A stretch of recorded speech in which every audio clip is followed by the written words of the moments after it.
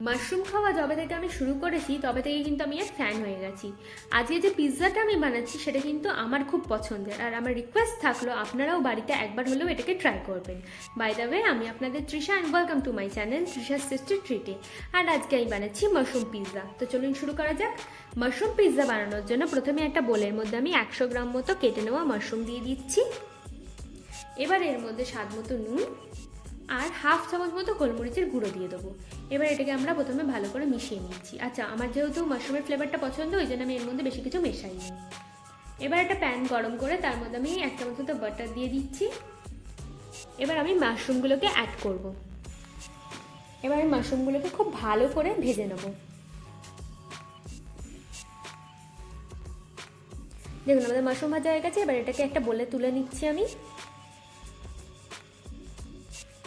এবার একটা প্যান নিয়ে নিচ্ছি আর তার মধ্যে 1 চামচ অয়েল দিয়ে ব্রাশ করে নেবো। আমার কাছে যেহেতু বেকিং ট্রে নেই, তাই জন্য আমি এরকম একটা প্যান ইউজ করি। আপনাদের কাছে থাকলে আপনারা সেটা ইউজ করতে পারেন। এবার একটা পিৎজার ডো দিয়ে দিচ্ছি আর এটাকে পিৎজার শেপে করে নেবো। যদি আপনারা বাড়িতে ইস্ট ছাড়া পিৎজার ডো বানাতে চান তাহলে এই ভিডিও ডেসক্রিপশন বক্সে আমি লিঙ্ক দিয়ে দেবো, আপনারা গিয়ে চেক করে নেবেন। এবার একটা কাঁটা চামচের সাহায্যে পিৎজা বেসটাকে ফুটো করে নেব। এটা কিন্তু অবশ্যই করবেন, নাহলে পিৎজা বেসটা কিন্তু ফুলে যাবে। এবার আমি সাইডগুলোতে একটু বাটার লাগিয়ে নিচ্ছি। দেখুন, বাটার লাগানো হয়ে গেছে। এবার আমি 2 চামচ মতো পিৎজা সস দিয়ে দেবো।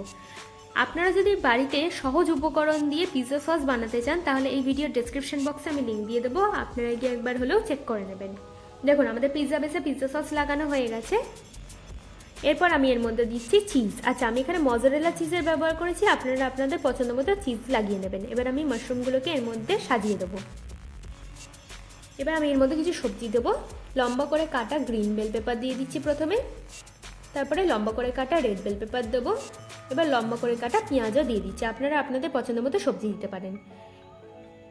এরপরে সেদ্ধ করা সুইট কর্ন দিয়ে দেবো আমি। আবার এর উপর থেকে আমি আবার একটু মজারেলা চিজ ছড়িয়ে দেবো। এতে খেতেও খুব চিজি হয় আর টেস্টিও লাগে। এবার এরপরে আমি চিলি ফ্লেক্স আর দিয়ে দিচ্ছি অরিগানো।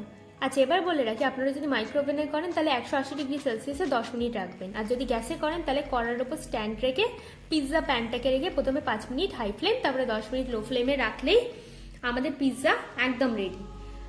আমার ভিডিওটি যদি আপনাদের ভালো লেগে থাকে তাহলে প্লিজ একটি লাইক করবেন, প্রচুর প্রচুর শেয়ার করবেন, আর এরকম আরও ভিডিও পেতে আমার চ্যানেলটিকে সাবস্ক্রাইব করবেন। টাটা।